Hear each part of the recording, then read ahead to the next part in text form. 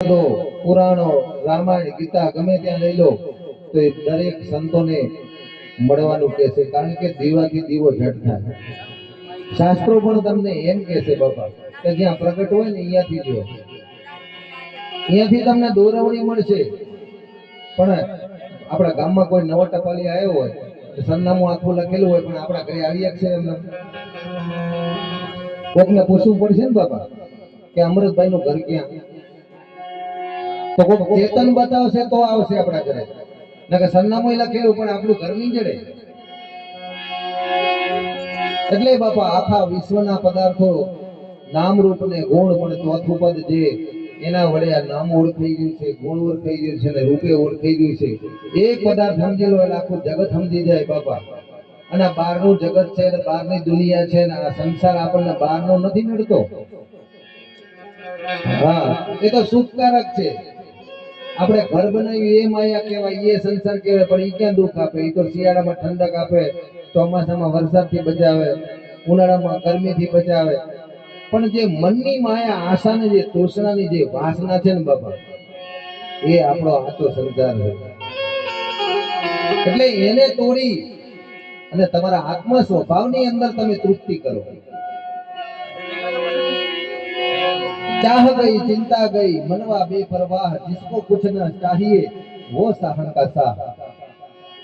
એટલે જ્યારે ચાહના ચિંતા ક્યારે જશે કે જ્યારે વાસના છે આપણને. વાસના કેમ છે? કર્મ ભોગવવાની ઈચ્છા કરાવે છે તમને,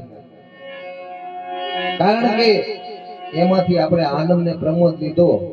આજે આપણને લાડવા ખાવાનો પ્રમોદ થાય કે આજ તો લાડવા બનાવ્યો, કેવું સારું. પછી લાડવા ખાઈ એટલે મોજ થાય, આનંદ આવે કે બહુ સારા લાગે. પછી થોડાક દાડા થાય પાછી કેસેટ વેચાય, તો થોડાક દાડા થાય પાછું કે હવે કરો. એટલે મનુષ્ય એક પ્રવૃત્તિથી પેલા કામ કર કરીને પછી થાકી જાય એટલે હુઈ જાય, એટલે પાછો નિવૃત્તિ કરે, નિવૃત્તિ કરીને હુઈ થાકે એટલે પાછો કામ કરે. મૂળ નિવૃત્તિ પ્રવૃત્તિ, નિવૃત્તિ પ્રવૃત્તિ. મૂળ ધંધો આનો જ હાલે બાપા, કેસેટ ડબલ વેચાય. એટલે કીધું સંતોએ કે જે સંજોગો દેખીએ ને તે અનુભવ દ્રશ્ય, પણ ઉપજેના સંયોગથી આત્મા નિત્ય પ્રયોગ પ્રત્યક્ષ. એટલે કે સંયોગ કેવો સરસ શબ્દ વાપર્યો છે. સંયોગ એટલે યોગ, યોગ એટલે મળવું, કોઈ ઘટના. આ સંયોગ છે ને બધા, એ આપણને જ્ઞાન શેનું થાય છે બાપા? રૂપનું.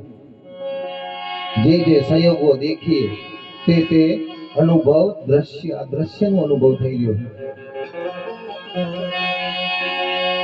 પણ જે ના ઉપજે સંયોગથી, આ કોઈ સંયોગથી એ પેદા ના થાય, એને આત્મા નિત્ય પ્રત્યક્ષ કહેવાય. તો હતો અને એનો સાક્ષી છે બાપા.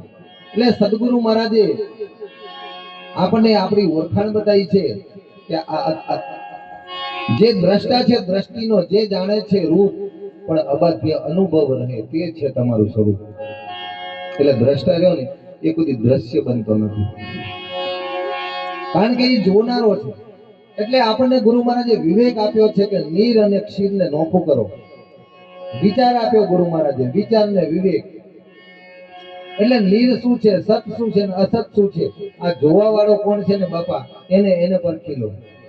આ દેખાય છે એને નહીં, આ શરીરે દેખાય છે એનાય તમે સાક્ષી છો, મનનાય સાક્ષી છો, બુદ્ધિનાય સાક્ષી છો, ચિત્તનાય સાક્ષી છો, અહંકારનાય સાક્ષી છો, ચાર અવસ્થાનાય તમે સાક્ષી છો, જાગ્રત, સ્વપ્ન, સુષુપ્તિ, તુરિયા.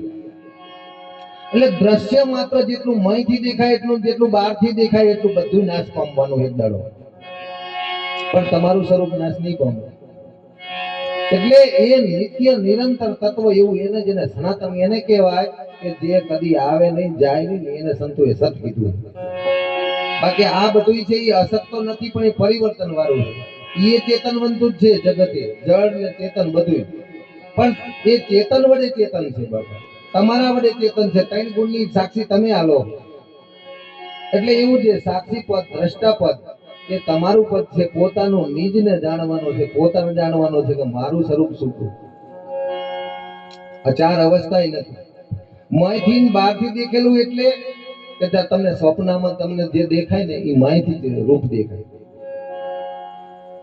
અને અત્યારે જાગ્રતમાં જોઈએ ને એ બહારથી દેખાય. આપણી આંખો ખુલ્લી હોય એટલે બહારથી રૂપ દેખાય, પણ આપણે સુઈ ગયા એટલે સપનામાં આપણે પેલા સુસુપ્તિ હોય અને સ્વપ્ન થાય એટલે એ રૂપ દેખાય ખરું, પણ રૂપ ક્યાંથી? મયથી દેખાય. અત્યારે હવે આપણે આંખો બંધ કરી દઈશું ને કંઈક વિચાર કરશું એટલે તરત જ એનું ચહેરો સામે આવશે, રૂપ તરત દેખાશે, મયથી દેખાય. એટલે જેટલું કઈ આ રૂપ વાળું છે, સંતો કે ઈ તો કે રહેવાનું, એ રહેવાનું નથી. એટલે કે જે સંયોગો દેખીએ તે અનુભવ દ્રશ્ય. આ બધું તમે દ્રશ્યનો અનુભવ કરો છો, નિજનો અનુભવ નથી. પણ જે સંયોગોથી જે ઉત્પન્ન થતું નથી બાપા, એ તો હતું જ. આપણે લાડવા ખાતાનો આનંદ આવ્યો, પણ લાડવા પછી આવ્યા, પહેલા તમે હતા એટલે લાડવા ખાઈને આનંદ આવ્યો ને, તમને તમારો જ આનંદ આવ્યો. તમે હતા તો આનંદ આવ્યો ને. લાડવા ગળ્યા છે એવું કે મોહનથાળ ગળ્યો એમ કોણ કહે? આજ ગજરાબેને સરસ મજાનો મોહનથાળ ખવડાયો તો આપણે કીધું કે બહુ સારો છે, પણ એ તો તમારી હસ્તી પહેલા હતી, મોહનથાળ તો પછી આવ્યો, એટલે તમને તમારો જ આનંદ આવ્યો બાપા. એટલે સંતો આપણને આવી ટકોરો કરી અને આપણને કોઈ ભ્રાંતિમાં નથી રહેવા દેતા. નિજ સ્વરૂપની ઓળખાણ કરાવી અને ગુરુ મહારાજ આપણા પોતાના સ્વરૂપની અંદર જાગૃત કરાવે છે. એટલે કેટલી બધી દયા કહેવાય. અત્યારે ગજરાબેન મને કહેતા હતા કે અત્યારે ધનારામ બાપુના 1000 હાથ મારા ઉપર છે, બધી પ્રકારે એવી દયા છે. કારણ કે હોય જ ને બાપા, 3 ભેગેથી હાલ્યો આવે એટલે બાપાની કૃપા હોય જ. વધુ નહીં કરતા એકાદી વાણી કરું, મારો સુર પાછો ઓછો હાલે છે.